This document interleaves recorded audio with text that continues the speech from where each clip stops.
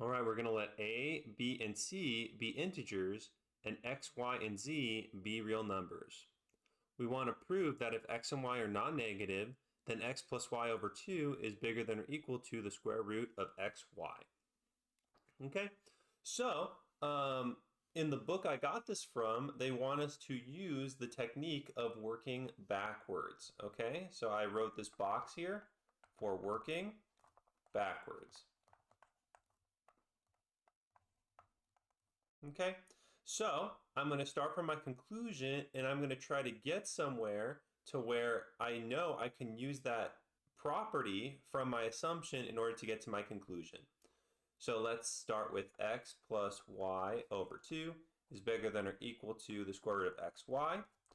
I can multiply both sides by 2 to get x plus y is bigger than or equal to 2 times the square root of xy. And now what I can do is I can square both sides, right? So I can do x plus y squared is bigger than or equal to 2 times the square root of xy, right? Squared. Now, I know this is true. I know that x plus y squared is bigger than this squared, right? Because I know that x and y are bigger than or equal to 0. This, of course, implies, so x plus y squared is x plus y times x plus y. And this is going to be bigger than or equal to 4 times, so the square root of xy squared is the absolute value of xy. Okay, let me extend that box a little bit so you can see that absolute value. So the absolute value of xy. Now, of course, I'm going to use this property that x and y are bigger than or equal to 0 again, because I know 4 times the absolute value of xy is just xy when x and y are bigger than or equal to 0. So x plus y times x plus y is x squared plus 2xy plus y squared. And this is going to be bigger than or equal to 4xy. Now I'm going to subtract 4xy on both sides to get x squared minus 2xy plus y squared is bigger than or equal to 0. And then this gives me x minus y squared is bigger than or equal to 0. Now, I know this is true for any real numbers, right? Their difference squared is going to be bigger than or equal to 0. For any two real numbers, this is true. So I'm going to use this fact in order to get to my desired conclusion. And of course, along the way in my proof, I'm going to have to use the fact that x and y are non-negative, right? So proof. So of course, we assume x and y are non-negative real numbers.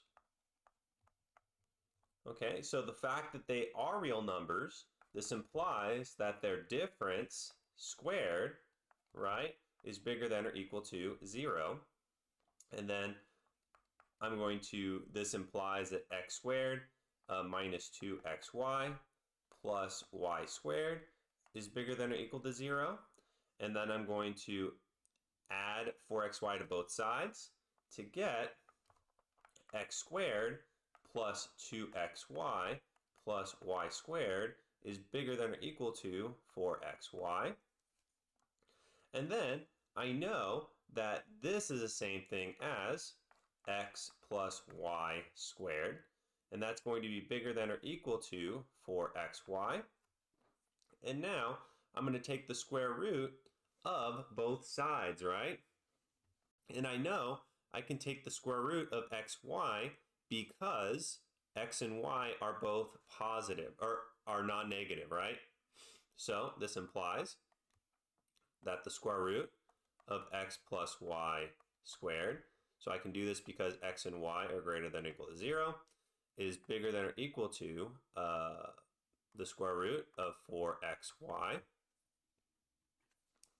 And then I know that the square root of x plus y squared is the absolute value of x plus y.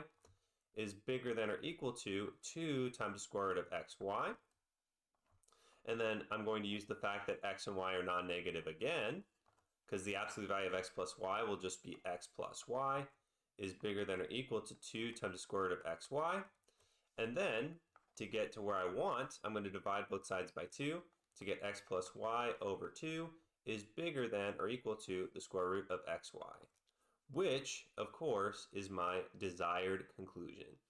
So notice working backwards can be really useful to find a useful property that we know is true from our assumption, but initially we wouldn't have thought of it, right? Okay, so that is our proof.